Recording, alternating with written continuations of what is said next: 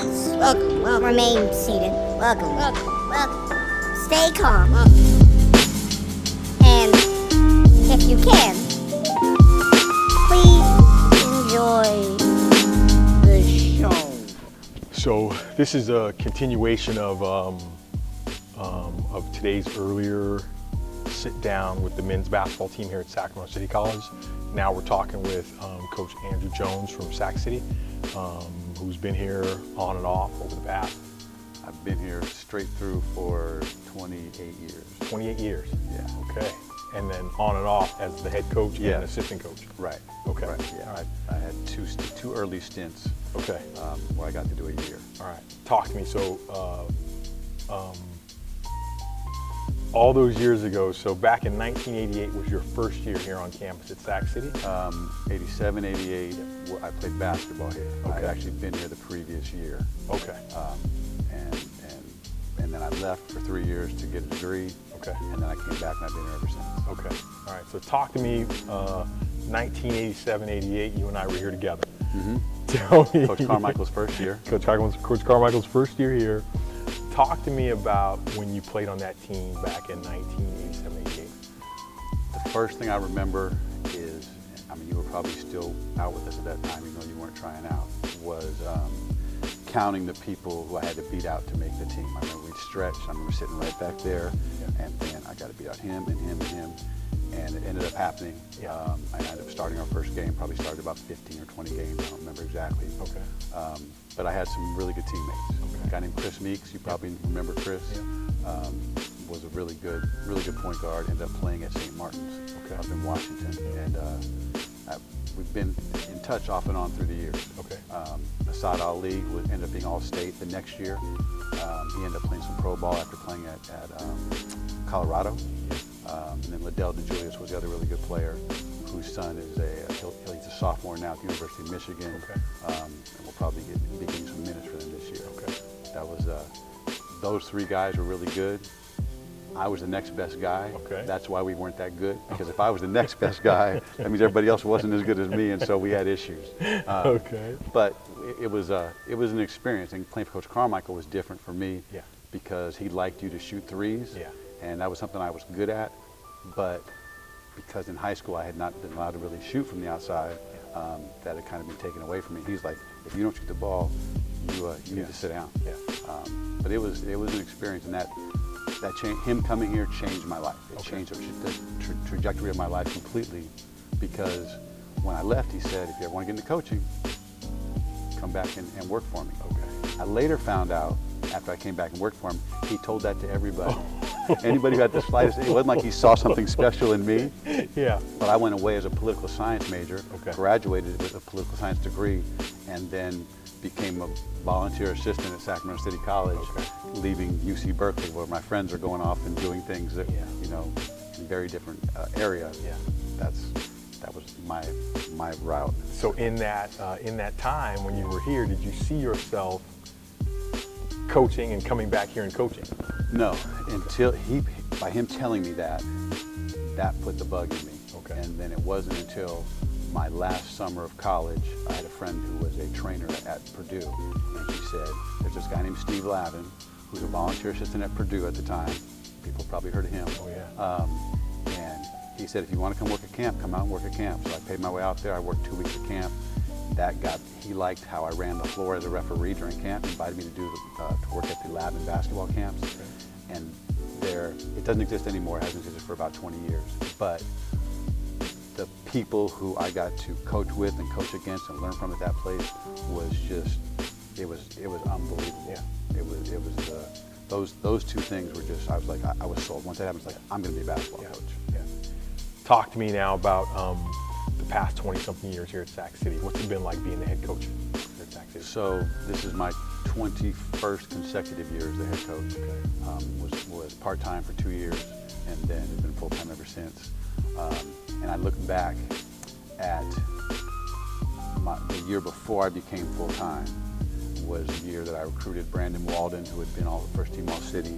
JT Roberts came with him. Kareem Fielding had been at Burbank the year before when they had Ray's last name? He's a big scorer around here. but so Kareem Fielding had not played as a freshman, and then Aaron Haynes came in. Okay. And this was to have that group of freshmen. We lost like our first 4 or 5 games, and then we ended up 17-17. We won our first round playoff game on a miracle 3 by Walden. And then we went and lost to the team that eventually lost in the state finals. Okay. But having that group come in, and then I applied for my job. Okay. Because if we don't have a winning season that year, maybe I probably don't get the job. Okay. And to have someone like Aaron Haynes show up, so it's 6'6", 175 pounds soaking wet, Yeah. and had grown 3 inches the previous year. He graduated high school at 6'3", now he's 6'6". He shows up here because his friend was going to Casumas, and so he lived by Casumas. He and Steve Jordan came up together, who ended up playing for me. He's now one of my assistants. And that group coming in with Brandon and Aaron being the main two, they were a special group. Okay. And that, I'm very thankful for them all the time. And we just kind of built from there. But then when we shut down the gym for a year and a half, and we ended up going like 6-22 that year, set a school record for losses. Okay. And that was 2008. That was 2007, 2008, 2008, 2009. We have another bad year. And then I get another good group. Kyle Myers and CJ Brown, who both ended up playing at Hawaii Hilo on scholarships. Okay. They came in. We won like 7 or 8 games. We had one sophomore who was super important, named Dion Clay. And he was just the toughest guy you'd ever want to know. Okay. And he kind of taught those guys how to be tough. And the next year we were good, and we've been pretty good ever since. Okay. Had some playoff runs and won some playoff games and that sort of thing. Okay.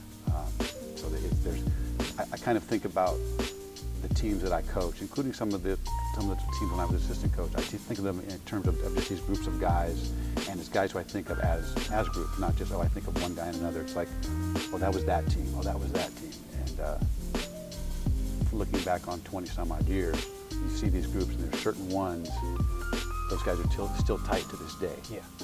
And that's why they were good teams. Okay. Talk to me about that over 20-something years.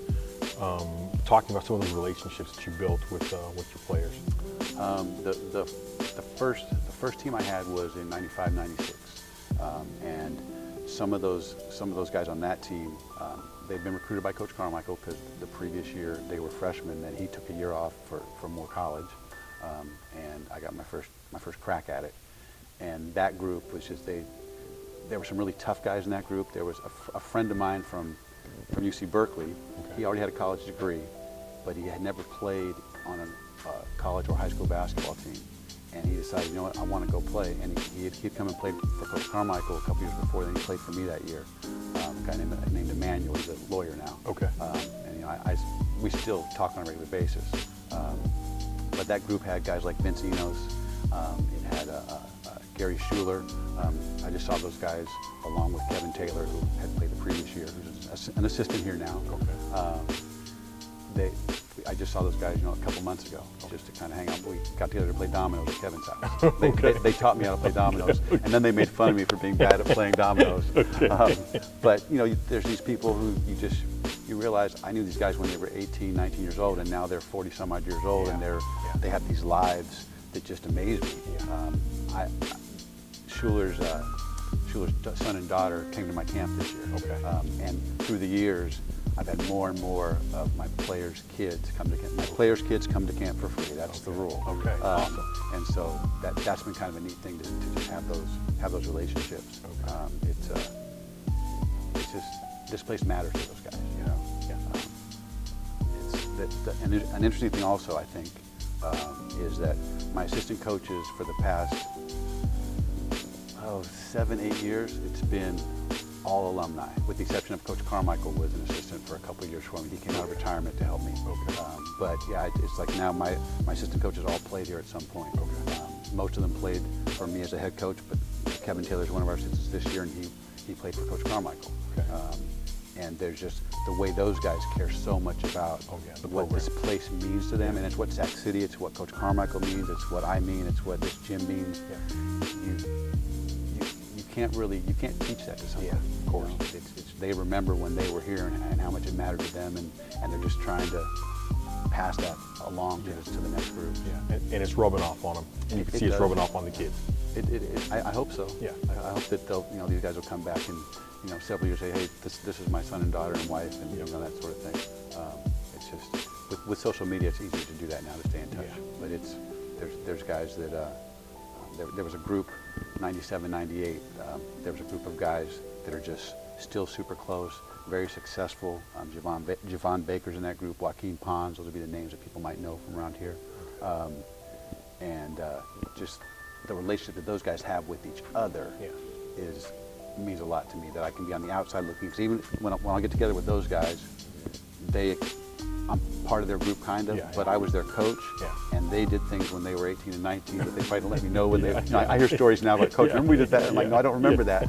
But I'm just the fact that they're still so close. They're best friends with each other. That matters. Yeah. I have, in this day and age, there's a lot of kids who are born out of wedlock. Yeah. And the number of my guys who have custody of their kids, as these 35, 40-year-old men, it's like, how do you make that happen in this day and age? And it makes you feel proud of them. Yeah. It really does. That's something I always think about those guys. Yeah. Talk to me about that legacy, Sac City basketball. I mean, that's something that's it's special. So I remember as my dad was the track coach here, coming here and watching guys like Ulyss Ingram, who played here in the 80s, watching those guys, sitting here on the sideline, watching those guys battle. Talk to me about that legacy of Sac City basketball. Here's an interesting thing about Ulyss Ingram.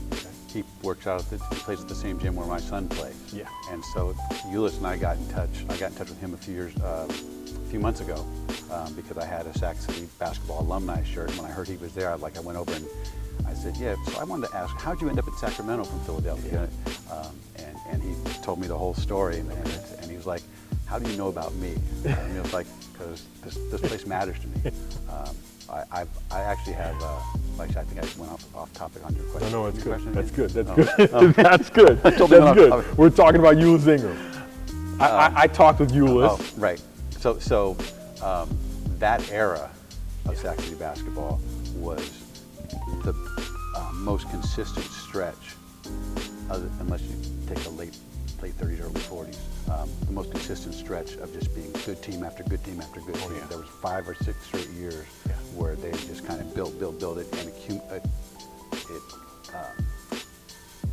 it built and built and built. Yeah.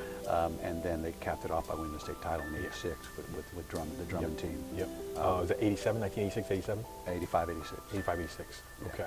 Yeah. Okay. So Drummond then goes to North Carolina State. Yeah. Then leaves North Carolina State. So in '87, '88, I'm trying out for Sac City's basketball team, and Kenny was around for some reason. And Carmichael said he wanted to see if I could play point guard, and so he had Kenny pick me up right about there. Yeah. And it's like, I'm supposed to bring it up the court. And I made a move, and I went by him, and I thought, oh, I'm good. And he came from behind and took it from me, and then it was a layup. So the next time, I made a move, went by him, and threw the ball ahead. And Coach Carmichael's like, okay, this guy understands the game a little bit. He's not trying to challenge Kenny Drummond, because you don't want to do that. Talk about an awesome player. Talk to me about your team that you have now, okay? And what are the expectations going into the Big 8 this season?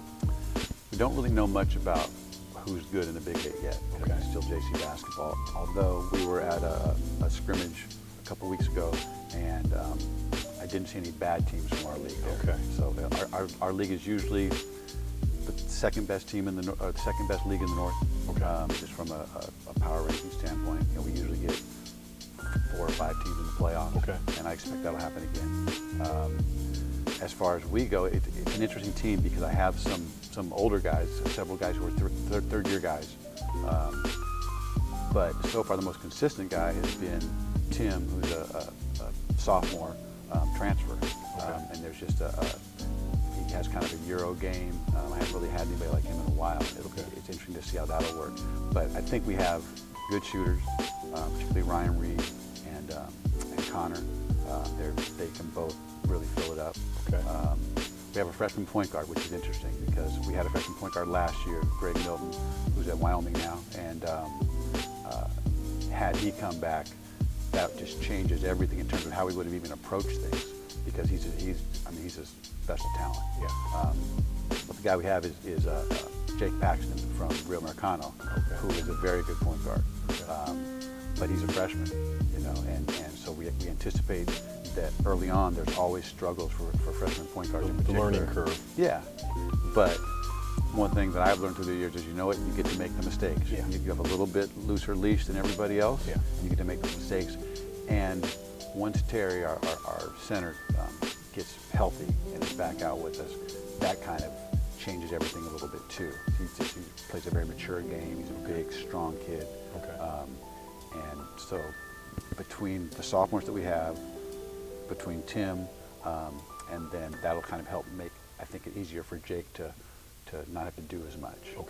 As he had to do. I know he had to do in high school. He had to do a lot. All right. So it's we're cautiously optimistic, but the Big Eight is there's no easy games. No easy games. Yeah. Which you want. So where do you just after going through the that preseason tournament, if you had to say, I mean, you guys have like a coaches poll or anything? Yeah. No, we don't do that. No, just show up and We show up that we play on the 1st of November at 7 o'clock at Las Positas College against Butte, who always gives us trouble, especially when we play them early. And that's when you really get a feel for, okay, let's see who can really do it now. We went 2-2 at that jamboree that we went to, and you know, it was 3 of the games could have gone either way. One game was a blowout.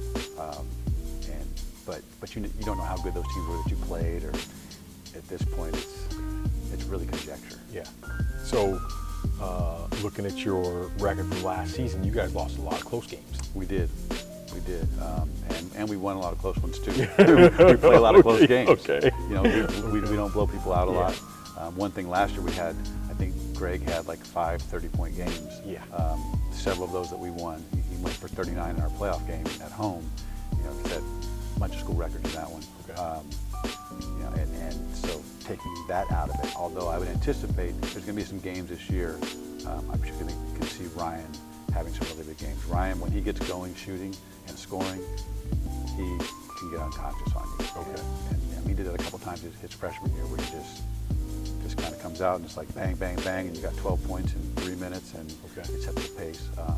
I could see that happening a few times, although, you know, there could be times where he comes out and misses a bunch and it shoots us out of it early, you know, and we got to climb out of it. So I don't really have a feel one way or the other. I think, like I said, if Greg were back, it's different because you have a guy who you know, averaged 20 a game last year. But without that, it's we're interested to see who can be consistently good. I mean, that's Ryan's thing. How consistent is he going to be? Because he got a chance to be really good. You have a kid like Greg Milton in your program, takes off for a Division I scholarship to Wyoming. What's it mean? How do you fill that void? Well, first thing that's interesting is when he came here, the idea was we want him here for 1 year. He's a qualifier. He's young, and he's got some interest from, at that point, D2s. Then he has the year he had. And I always thought that my mindset is, I want these guys to move on to a scholarship as soon as they can. So I got to find out if that was really true. And when we had this ceremony for him, it was 100%. It's like, I'm so happy for him and his mom and dad. It was a special moment because he's the first freshman to get a D1 scholarship out of Sacramento City College since 1960. Now there have been sophomores, obviously, but to have a freshman do that, and I mean that's before I was born. And so that was it was just a really special thing. In terms of replacing that, if I were to pick my all-time top 5 players, Greg would be the point guard on that group. Those guys who played for me. So I mean, he's a once in 30-year guy around here. Is how I look at that. So you don't. That was catching lightning in a bottle. It was, you don't replace that. Having someone like Jake coming in though, who Jake is just. I mean, he's a competitor. He's hard-nosed. He's a leader. He has a lot of these things that I think he's going to be really good. But Greg was 6'2", 195 pounds, and you know, Jake's 5'11", 170 pounds. You know, there's some differences there. What's interesting is that they were teammates when they were like 8 and 9 years old or something like that. That's kind of a funny. They were friends at that point. But replacing that, it's not going to be one guy that does it. You do it as a team, collectively. Yeah, and which is what we normally have. We normally don't have a real big scorer. I mean, even Greg last year, he could have averaged more than he did, but he didn't have that attitude of I'm going for mine. He was very much, I want to win, I want to compete, I want to play. So that's his spirit is the thing that that'll be missed somewhat as well. Okay. We had to kick him out of the gym every night. I mean, literally, you hear that about guys. Yeah. He's one of very few guys I've had. It's like, Go Coach, home. can I stay and you go home? Yeah. You know, that was that sort of thing. And you know, that's we'll miss that. And that's what his teammates were saying about him. No one works harder than that guy. No one. You know, we got a shooting machine for the first time last year. Okay. And like I told my dean at the end of the season, we should just name this the Milton shooting machine. Okay. Because he shot so many shots. About that. Talking about some guys you have coming in that you're expecting some big things from this year. Jake would be the main one, the main freshman. You know, just coming as a point guard, that's a very important position, especially more so now than ever. Coach on the floor. Yeah, and we have a lot of plays, but and what I find is young guys often they're looking to the bench for the coach to call the plays, and I tell them I want you to call a play. I had a point guard here about 3 or 4 years ago. He was the point guard when we got back to the playoffs in 2016. Okay. And not the most talented guy, but the one who was the best coach on the floor I've ever had. I would call a play and he'd say, "No, coach, I got this." And it got to the point where I didn't call plays the last half of the season. Okay. And when you have a point guard that does that, that means everybody's focus can be on the court instead of someone's focus being over here. Yeah. And that's I think that Jake's going to bring that for us. By the time we get, the objective is by the time we get to league, that he's calling 90% of what we do. Okay. And you know, he'll get the reps to do that. We have a kid named Graham out of Oakmont. Okay. We went to Steve Jordan, my assistant, and I went to watch the practice for the Optimus game. Okay. And the coach told us, "You look at this guy, 5'8". He said he plays so hard, and he was exactly as advertised. I mean, he competes, and he's kind of a difference maker. And then you put him in the game for these bursts where he just changes the tempo completely. Okay. And I think that he's going to have some moments this year for us. Okay. And what year is he? He's a true freshman. True also. freshman. Yeah, Okay. he and Jake are the only true freshmen. Every Okay. other freshman's been out for at least a year. Okay. I think who else? I mean, that's probably we have a couple of guys who've been out for a couple of years. Okay. Who are athletic, but basketball IQ is not where it needs to be yet. Yeah. But our two best athletes, LD and Chris, and they both drive me crazy all the time. Okay. I find myself, if I'm yelling, that's probably who I'm yelling at, is one of the two of them. Okay. But part of that is the potential that's there because of the athleticism and the length. That if they can get it under control and learn what the coaches are trying to teach them, they could have some moments too. Okay. I don't know who's going to be that consistent person that we don't expect, because I expect a lot out of our sophomores.